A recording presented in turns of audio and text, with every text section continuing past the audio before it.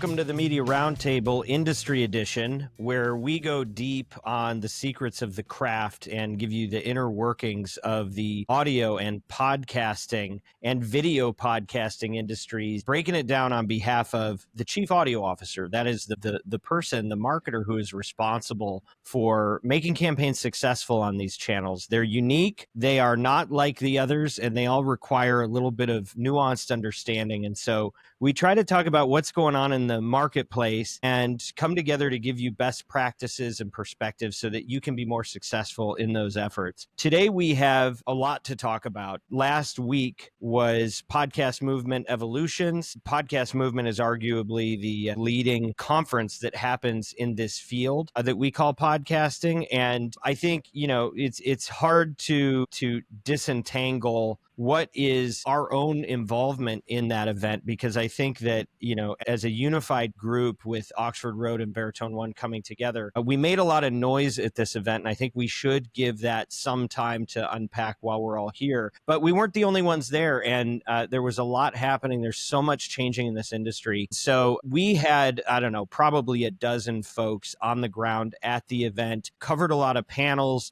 We launched a white paper with a study from Edison talking about what consumers believe a podcast is. We offered a definition to the industry of what we believe a podcast is. We launched a 3-part series called What's a Podcast, where we showed clips of interviews and kind of tied it all into a 3-part, 30-minute apiece narrative series, a limited series, largely taken from interviews conducted on this show, where we got industry leaders to talk about what is a podcast, why does it matter, and what does the industry need to do next. And then we challenged the industry, and we said that, look, let's get serious here. There's a lot that's broken. There's a lot of measurement, starting with measurement and not only how we define ourselves, but what are the metrics that we need to look at no matter where your show is running, and what are the ways that we measure results in a unified way. And we challenge the industry to come together and create an open protocol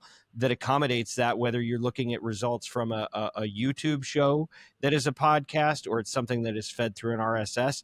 And so we put some we definitely sent some signals to the market that it's time for change. And we really are trying to be change agents in leading that way forward. So we're going to get into all of that today. But let me tell you who we have with us. We have some very powerful contributors both to this agency and at the event. I think everybody here was on stage at some point and bringing messages that we see to the market, but also collecting a lot of information as well. So we have Bart Roselli, who is SVP of Media at Oxford Road and Baritone One. We did not announce a new name, but welcome, Bart. We're glad to have you with us today on the Media Roundtable. Good to be here. We have Conor Doyle, who is president at Oxford Road and Baritone One, who was also with us at the conference last week. Welcome, Conor. We have Miranda Romano, SVP of Media at Oxford Road and Baritone One. Welcome, Miranda. Excited to be here. And we have Stu Redwine, VP of Creative Services for Oxford Road and Baritone One. Welcome back, Stu. Thank you for having me. All right, we've got some soft-spoken folks. We have some loud, bombastic people. We're going to have a real diversified perspective here. So welcome, everybody. Off we go. So why don't we just start with a bit of an open-ended one and just get a little bit of a roundup. I'm going to start with you, Stu.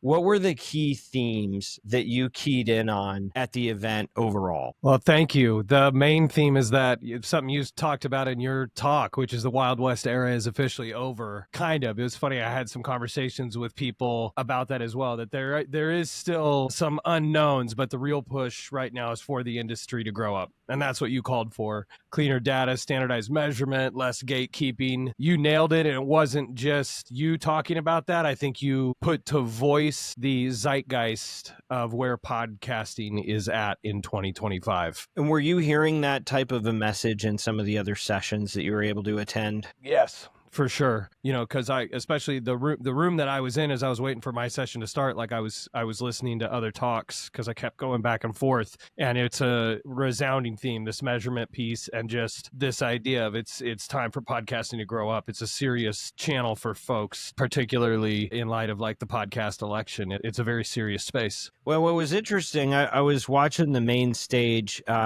Tuesday and Wednesday, and I was surprised at how much I didn't hear about the podcast election. And I wonder if it's because everything's so polarized, and as soon as you say anything about Trump or associate podcasting with that, all of a sudden becomes, more polarizing. I don't know what the reason is, but it was such an important event, I think, in demonstrating the power of the medium, whether you like what happened or not, that I was actually a little surprised that it wasn't more readily discussed. Well, I'll say this. I didn't hear it from stage. Where I would hear it is in questions, follow-up questions after someone had spoken. People weren't courageous enough to include it in their content necessarily from stage, but in questions, it invariably would come up after when they would open up for Q&A, that would become something that people would bring up. Bart, I'm going to put you in the hot seat next. What stood out to you as you look across the different sessions that you were a part of or got to sit in on? Yeah. First, I would say, feels like Evolutions is like growing in foot traffic from that perspective. Before, it was always kind of like it was the precursor to the main one in August. But I can't seem to escape, Dan, the thought of like, it feels like podcasts, we're spending billions of dollars annually, right? You touched on this about how we need to kind of bring just transparency full front and center. I just keep thinking about the analogy of like, you go into your garage, you're like, wow, I have a lot of amazing stuff in here. But why is this over there? Why is this over here?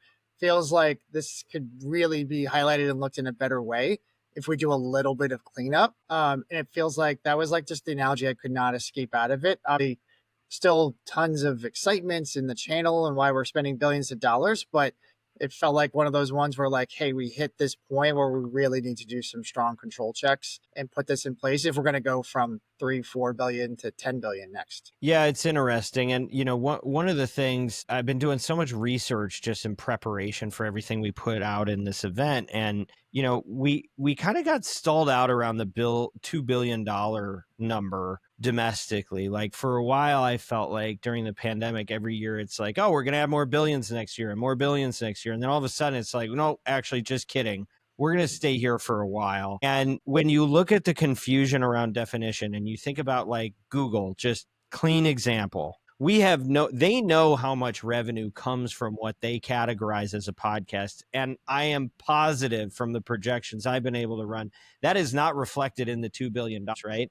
But what happens is you get, institutional lending that gets behind publishers or creators or infrastructure providers and technologies that will actually help us expand the business. And they pull back when they read that the sector is flat. And so there's consequences to this stuff all the way down to the creator. But I think, it's really, some of it is we don't even know how to take credit for what we are doing as an industry, in addition to the fact that we need to break up some of those bottlenecks. So yeah, that really stood out as well. Conor, how about you? Yeah, to me, I mean, it's straight up. I think it starts off easily said as, video's impact on podcasting. However, it's more than that. It's social's impact on podcasting. It's a lot of other media channels. I think, a lot of folks are releasing long form shows on X. And so it's just this like consistent layer of what is a podcast. So I think it's been on the tip of people's tongues for a while. There's a lot of great reports from Ashley Carmen and Bloomberg about video's impact. A lot of people are saying video's impact, and you see YouTube with a stage at Podcast Movement Evolutions talking about, their views on things. But I think, to credit to you, your presentation really summed it up. And I think taking folks through the history of that and how we've evolved and how we're ending up at this place, and to really solidify it, especially in terms of how brands are struggling with the definition. I think the slide showing the funnel confusion, I think really hit home for a lot of folks. I got more feedback on that slide than probably anything else, because one of the things that we were able to do is just visualize all of the unnecessary filters we apply to the business, because an advertiser doesn't know what budget this should come out of. There's conflict between teams, marketing teams with different scopes, trying to play tug of war, because it's like, well, what percentage of it percentage of your consumption is on YouTube so that you still pull it out of this budget versus that, right? It's just gotten really, really messy. So, and then, when it comes to the standardized measurement, it really seems like things are changing. I was walking around, I'll just chime in with one of my observations too. I was walking around and, there was a YouTube village type of situation, right? Where they were really focused on the video-based creator work. And I was listening just for a few minutes to somebody explaining, like, here's how you can succeed in, YouTube. And the speaker was talking about how, well, what the algorithm really wants you to do is, and then giving specific feedback about how to appease the algorithm. And I'm like, wow, we're there. Like, there is, like, Big Brother is with us now. Like, it's everywhere we go, and we are all serving the algorithm. And I think that, so many of us, I think as part of this discussion, all of us are decade plus veterans, right? And we were at the start when we had to explain what a podcast was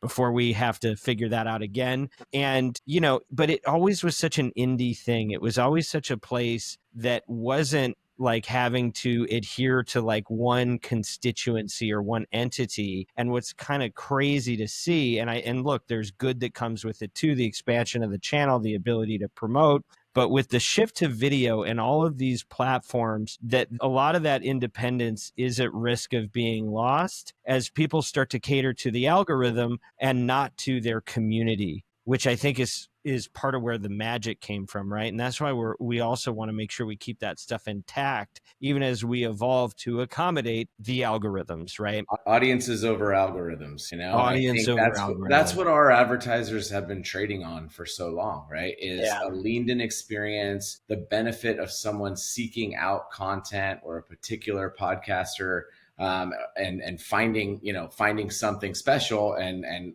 primarily in the form like long form. And then when I think of algorithms, I think of stuff pushed at you, right? And it finds you because of other interests or other things that you might have, uncovered. And like you said, there's a lot of good behind that. But I think, we just, as an advertising community, I think we have to keep an eye on, exploding audiences. When we see content, a particular podcast go viral because of a guest who might be on, that doesn't always lead to brand performance. When we have an ad on that show, it's not a one-to-one relationship. So I think we just have to keep tabs on that as we grow as an industry. If we're gonna, continue to hold like these engagement metrics that transfer over to brand performance at the forefront of the industry. Hear, hear. Okay, Miranda. Yes. Would love to hear your thoughts, and we're going to do 2 rounds of this, but this is just kind of key themes that came up about podcasting specifically. Yeah, so really 2 key themes for me. And the first is just kind of going back to the mess. The biggest theme was the push from publishers from being an audio first company to a multimedia company. We saw this from the big players. We saw this from the independents. Publishers are really expanding their offerings. So from social, newsletter, YouTube, they're looking for expanded monetization opportunities. And we on the front lines are seeing an increasing number of full package channels. In some cases, publishers are trying to force advertisers to buy all of the channels to get to audio. And, I'm here to say that is not going to work. Advertisers need flexibility, or else they'll just move their dollars somewhere else. There are a lot of other places to spend that media. I think, if we can prove audio works as a standalone first, we'll have a lot more confidence in testing those other channels. And a network that does that pretty well is Young and Profiting, right? We test audio first. If it works, then we scale into the other channels if there's not enough inventory, or if we see that as an opportunity for new audience. As stewards of the dollars, I'm here to say we're going to be strategic. So we're going to be looking at the overlap. Is it new reach? Are the audience as engaged as audio? Is it priced effectively? My big recommendation to publishers is just as we have here at our agency specialists in social, in YouTube, and podcasting, I would recommend publishers bring the same level of expertise to their own sales models, especially if they are going to be bundling channels and just hoping that it works. It's not sustainable. So just to get a little more tactical on that, when you're talking about this, and you were talking about Yap, right, as a use case. And so you're saying, like you'll run a test on RSS that is audio specific before you even work on the simulcast, the video component, and that's even before you even touch other channels that they might be active in. Sometimes the simulcast is included, and so we actually see the best performance by far from those publishers and creators that sell on the baked-in model, where you get the RSS and you get the YouTube. But yes, so we would test that before extending into like a YouTube only or a newsletter or a post on Instagram. We always use audio as sort of home base, and then we build from there. It's a super good point, Miranda, because I think you're saying like understand what you're selling if you're going to have a value attached to it. Yeah. I think we had a recent proposal that we were going back and forth on, which had a pretty significant portion of the impressions on X, which is great, right? New platform, that's fine. But when we started to see some of the data back in the analytics behind listening, it was clear that our assumptions were correct, that we weren't going to assign a value to X until we had some intelligence. And I think the figure that I have was like 1% of the audience going past 25% of the show type thing. So like it can be very different, depending on what platform you're on. So it's a super good point. Not all channels are created equal, and not all of them work, right? Everything can work at the right price, but we do see that in audio, there's a lot more engagement than other places. So yeah, there just needs to be education on the publisher side before they just start to push that on advertisers. It's interesting that you bring up X and Yap specifically, because I did get to sit in on your panel, Miranda, and I believe it was Halataha, right? She was talking about how, when you're a publisher, you're always competing to bring talent onto your network, and you're looking at their track record of how much reach they had. And she's like, yeah, the difference is people would come to us because they're trying to get a good upfront deal, and they show us their cumulative reach. And she's like, we have to discard X because there's so much inflated numbers that the numbers beneath it are not reliable, and people are trading on that. So you can come up with a funky workaround that isn't based on legitimate consumption that's going to give your show really big numbers. And if you're not discerning about that and you don't care, then you pass that to us, or heaven forbid, somebody that doesn't have the data to know to filter it.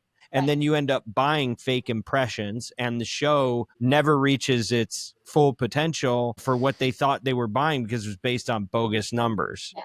It's why the specialist component is so important, number one. But two, we've got the largest performance data set in podcasting. And it's why it's like, we look at the audience, we look at the downloads, but we also look at, based on the combined 20 years of performance data, how much is this actually worth based on what we see in terms of cost per acquisition and return on ROI? Because from a measurement standpoint, like not only from the advertiser perspective, is it really confusing, but on the publisher side, it's really confusing. And in my conversations, there were frustrations around how to manage all of these different metrics, right? And in video, there's no such thing as an impression. It's a view, and it's measured differently than an impression in podcasting. And so, yeah, this is a huge pain point for the industry on all sides that we all, I think, need to pay more attention to. So let's talk a little bit more broadly, because some of this is about podcasting and some of it's about podcasting relative to the rest of the advertising marketplace, right? And there's a lot changing everywhere.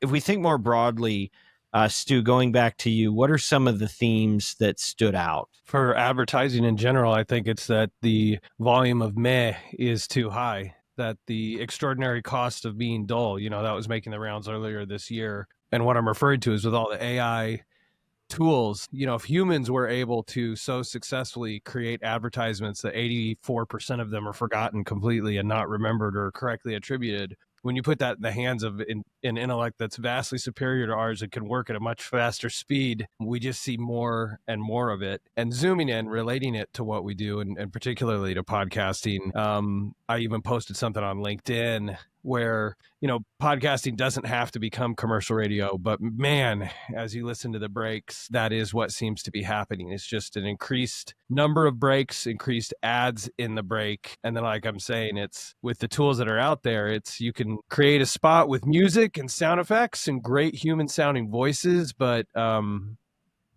It's kind of where's the beef and where's the authenticity. That's the part that we have to fight to preserve. Yeah.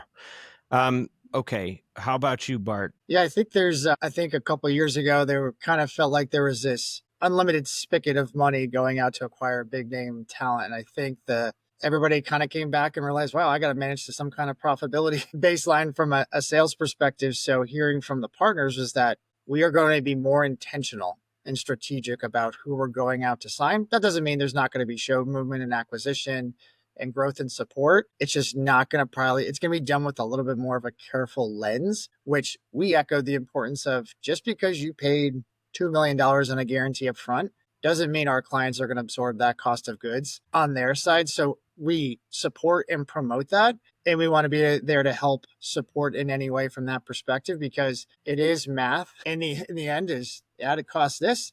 The delivery is this. The performance was this. Can we make it work? Can we optimize it for the client's performance perspectives? And I think that is something that everybody's kind of felt like there's been a big splash of cold water in terms of being far more intentional with how future dollars are being spent, because it's not about, and I think we've said it too, and even I've said it to vendors, is more doesn't mean better. You're probably off better being in a place where you can monetize and extrapolate the best value and create the best vetting process for clients, making sure the brands are aligned and make sense. I think that's really important. I think there's been a little bit of come to Jesus on that. It really feels that way. I mean, there's so much that continues to change, and there's a lot of confusion right now that we're trying to lean into, obviously. But, one of the things that I think is positive about where the industry is like, we got into this COVID thing that immediately, I don't know if you guys remember the first month, but it was kind of like, what's going to happen to this channel with people off the road, right? Nobody knew, and advertisers started pulling back, and nobody wanted to be around all the news about it. And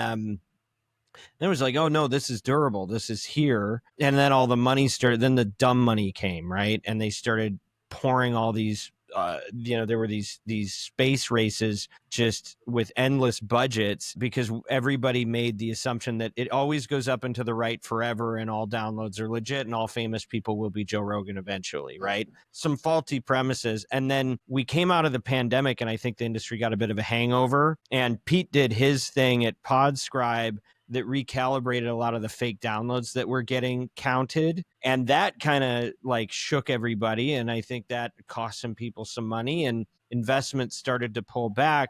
But I think we're now getting into this more reasonable way of rebuilding. Like, you guys probably remember, we all came into the business around the beginning of the direct-to-consumer revolution, right? And that wasn't the internet's first wave of buying a lot of advertising. The first wave was the dot-com boom, when people were, had these ridiculous valuations on these startup brands that were worth nothing and made no money and had no path to making money. I think when we started connecting, both through Veritone One's work and through Oxford Road's work, we started working with the new generation of advertisers that were very metric minded. And when we came into work, when they came into this space, they all wanted to know, what's the ROAS, what's the cost per acquisition. It was very data driven. That wasn't the first wave of it. And I feel like podcasting very much had to go through a similar experience, where the dumb money has to flow. Everybody has to get kicked in the teeth. And then we go, okay, we actually probably need some math to rationalize these investments. And we're getting closer to that now. So in that way,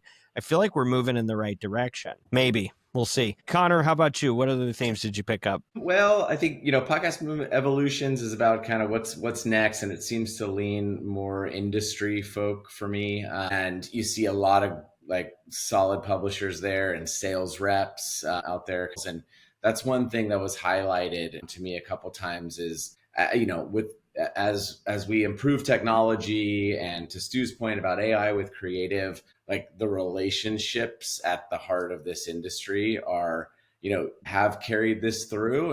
A couple of advertisers mentioned to me, and certainly Melissa did on our panel, and highlighted the importance of a good sales rep who is the conduit and the facilitator between the talent and the brand at the publisher side, can have a huge impact on the overall performance of the campaign, as well as, I would say, to Stu's point about, just the overload of ads, can actually help the listener experience as well. Because, if you poll the audience for host-read ads that are authentic and done right, they're not a problem for the listening audience, right? It's the jarring ads that are kind of interrupt the flow of the conversation or the content. And so I just think hearing the brands who have been in the space for a little while highlight and understand the importance of the relationships that make this industry work was pretty cool to see. It's so interesting. That was one of the things that stood out to me the most outside of our own research and work. Conor and I got to do a duet on stage where he led a panel and I got to sit up there and chime in. But the real focus was that we had two brands up there, both from Bull and Branch and Simply Safe, right? And I thought it was so fascinating to hear them both talk about exactly what you're saying, which is the relationship between, our job is to shorten the line between the talent and the brand and not have all this, so much, automation, right? And what's everybody talking about everywhere outside of the brands? Automation, scale, making it less personal, trafficking the ads. But when you actually hear from the advertiser, they really miss some of that work that was happening more so, I think, earlier. And there's a desire for that. Now, what's interesting is, I'm not going to say who it was on the show here, but I was talking to one of the bigger publishers. And Bart, you heard this. I already know where you're going. Yep. Yeah. So I'm going like, why don't you guys would do so much better if you had 50% host read ads and 50% produced ads, you'd get a better yield. You'd make more money on your time with the same number of units. If you at least had as many host read, you always make more money per second because they're worth more when there's a recommendation. I said, so why is that not the majority of your projected revenue? And they said, well, we broke it down to how many steps are required to put an advertiser on the air. Miranda, have you heard this before? Okay. Guess how many steps it is to get a host read ad from signature to execution. And then guess how many steps it is when it's a produced ad that you're trafficking. Does anybody want to guess the top and the bottom there? 20. Bart, you can't do it. Nope. 12 and 2. 12 to 2. I say 20 to 3. 20 to 3. Conor, you want to take a shot? You better sit down.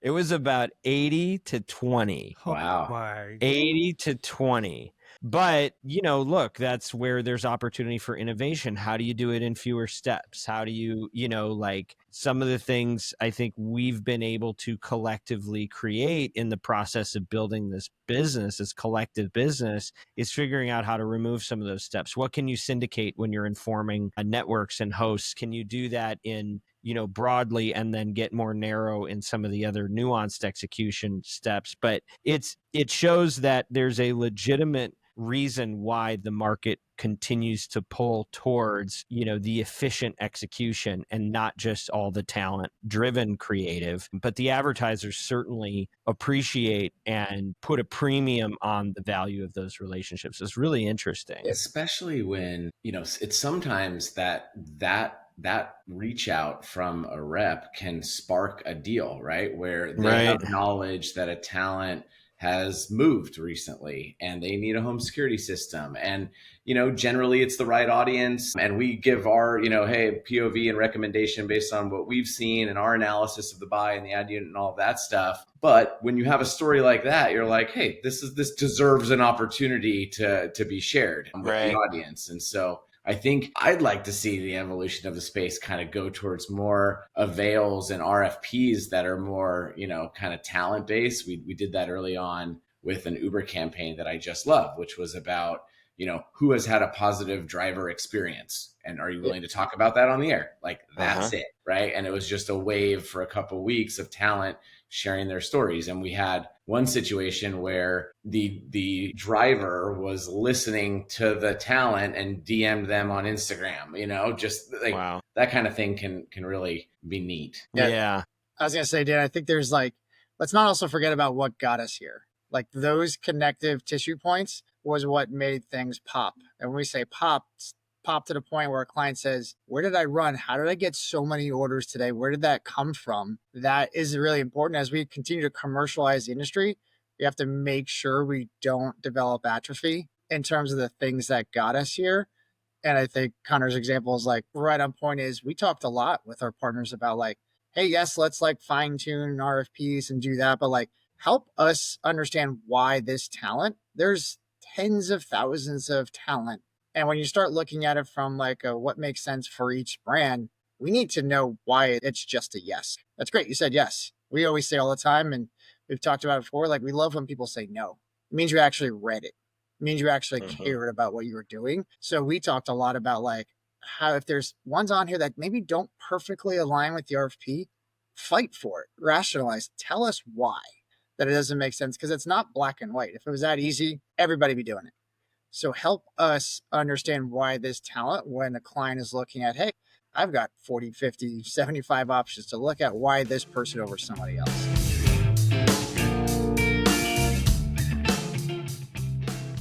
Well, at the Media Roundtable, you know that we believe in having a big tent. And that means sometimes we might have the brothers from the Midas Touch Network on, who are very decidedly on the left. And it also means that we like to welcome our friends like the folks at the Daily Wire on the right. We don't have to all agree on everything in this polarized world, but at least with this program and at Oxford Road and Veritone 1, we believe very deeply in treating others with respect and preserving the ability to have fair-minded discussion in an open marketplace. And, you know, that podcasting is the greatest canvas in media for the free and open exchange of ideas. And that leads me to tell you about our sponsor for today, who is the Daily Wire. The Daily Wire has had a transformative impact on so many advertisers, both that we work with and have worked with, and so many others beyond over the last decade. It really is astounding. For a decade, they've been fighting for brands and challenging conventional narratives and disrupting institutions who may have one way of thinking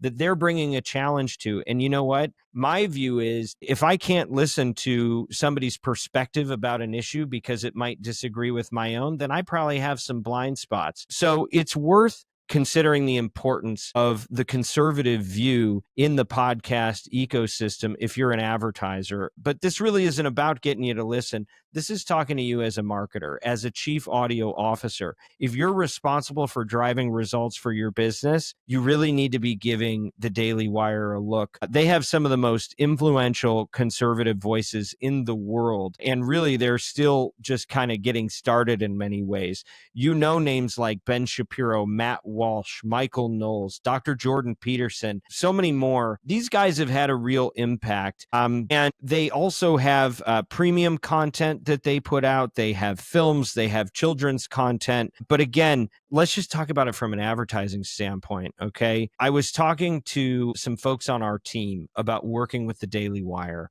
because we all have a business to run here. Let me tell you some of the things that they told me. What stands out when you work with the Daily Wire for your advertising campaign? Number one is transparency. You can't get it everywhere, but you certainly get it here. Nobody has to question the numbers that are being put out, and they go above and beyond to be authentic and true to the numbers that they report. Number two, they listen to their listeners. They survey their audience, they take feedback, and as a consequence, they do things that may feel counterintuitive, but are good for the marketplace, such as they dialed back their ad load recently. It's very rare that a publisher self-regulates in that sort of a way. But if you're an advertiser, that's very, very helpful for the impact that your ads are going to have. The third thing I would mention, and this is something that the team made abundantly clear, is that this is a group that is very advertiser friendly. It's getting increasingly difficult to get hosts to engage with the sponsors of their program,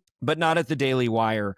They will get to know your product or your service. They will use it. They will understand your business and be able to talk about it, not just as somebody who's reading ad copy, but as a passionate user and as an expert on the product. And they do really clever integrations. So look, we've all had the experience of running a campaign where it feels like they're phoning it in, or they're a little detached, or they just don't care that much. You don't get that feeling working with the Daily Wire. And it's one of the reasons that they're one of the most impactful partners that we have. Look, at the end of the day, if you do advertising, it's because you're trying to grow your business. You're trying to get new customers. You're trying to expand through marketing. And the Daily Wire truly is in a class of its own in this regard. And I can give you case study after case study where it is the Daily Wire on an ad schedule and then everything else. Many times it will be multitudes higher in terms of volume of customers that are achieved as a direct result of this network compared to all others combined. I've seen it time and time again. So if you're a brand that is looking for that sort of growth, if you share our belief that it is important to measure the civility of a program and make sure you're being conscious about where your ads run, but willing to support shows that have ideas from both the left and the right, you need to look at the Daily Wire. Give them an email and find out what they can do for your business. Email them at advertisewithus@dailywireventures.com. That is advertisewithus@dailywireventures.com. These guys have been friends of the agency and to me for a long time, and we hope you'll give them a look.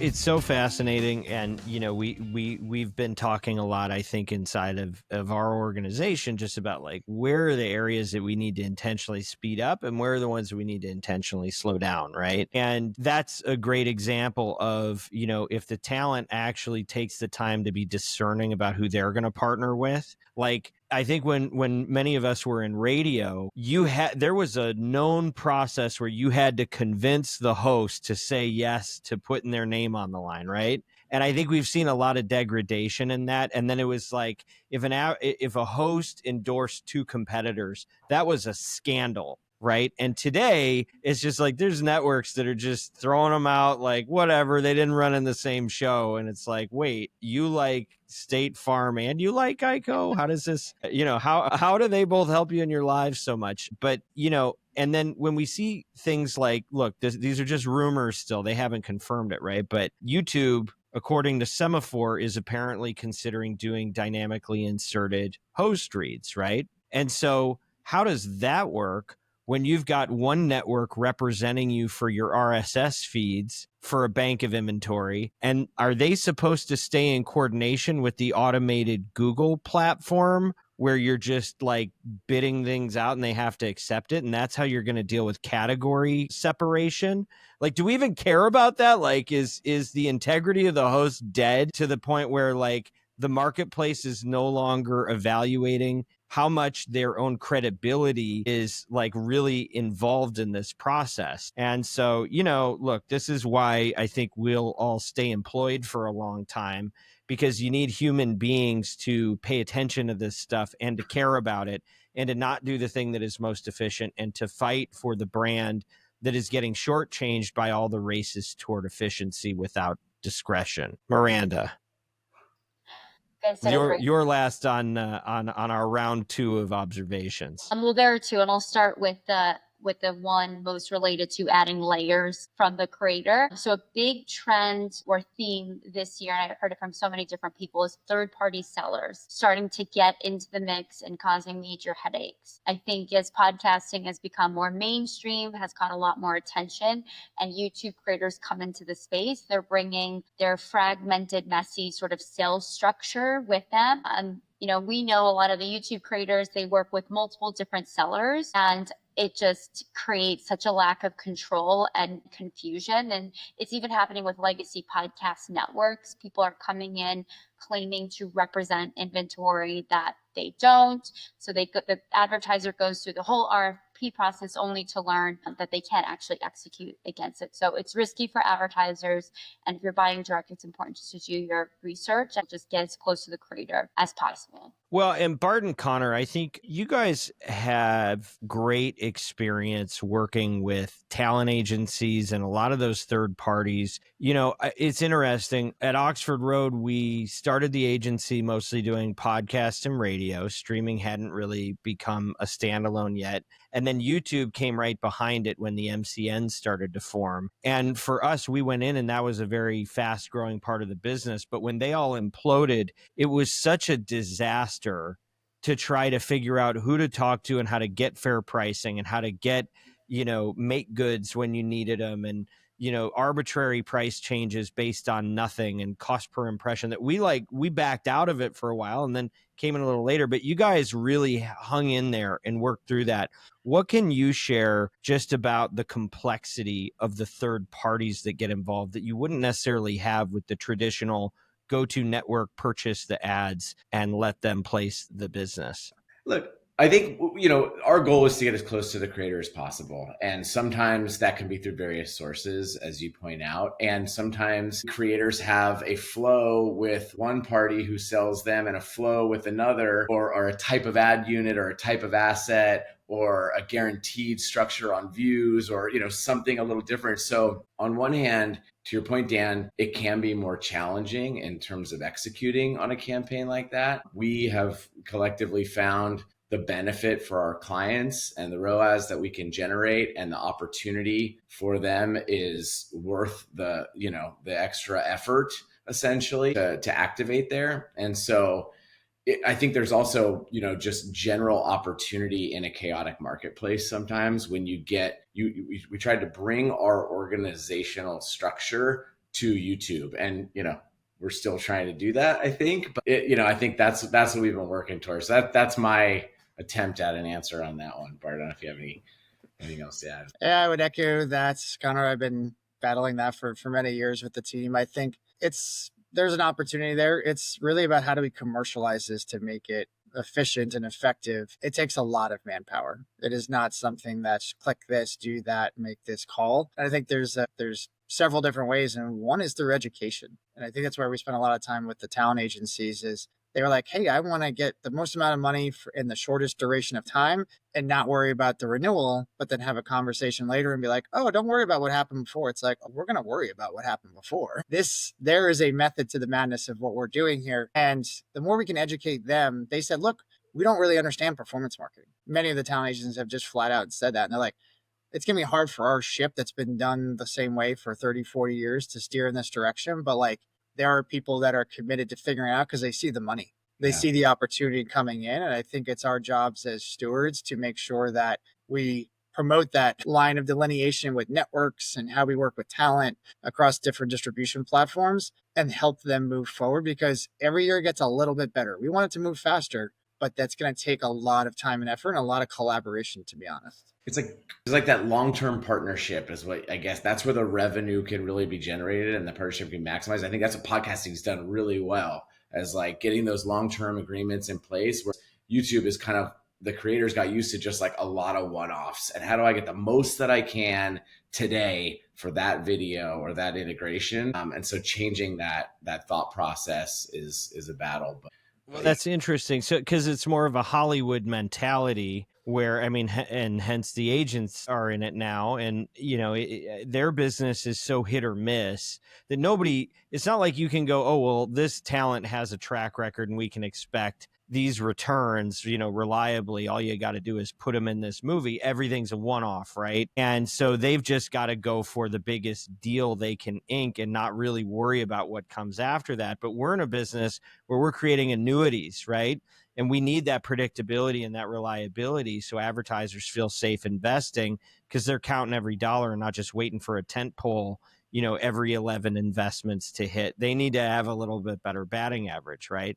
And what I wonder, it's interesting because I think the influencer world outside of podcasting is bigger than podcasting right now, at least, with the definitions that have been applied. But I feel like podcasting, as much as we give ourselves crap about being the wild, wild west, I wonder if we were actually a little more organized in how we do business compared to everybody else, right? Like, I think we've got more to teach them than they have to teach us about a sustainable way of doing business, even though we have a ways to go. I don't know if that's a legitimate claim or not. Bart, you're thinking it is. 1,000%. I think instead many conversations, Conor, myself, the team we've all had is how do we take this and apply it here? Because this is where it was a decade ago with, I think, even less infrastructure. So how we move that is obviously definitely part of the secret sauce. And it's just going to it's going to take some time with how we kind of do that together. Yeah. Okay. Well, we're getting into our final round here. So we'll go around one more time. This time is just your podcast movement. How would you summarize, any other defining moments? And I'm up first. So, look, I think we put so much into the marketplace at this thing, and I'll just restate what I think some of the key takeaways were. We all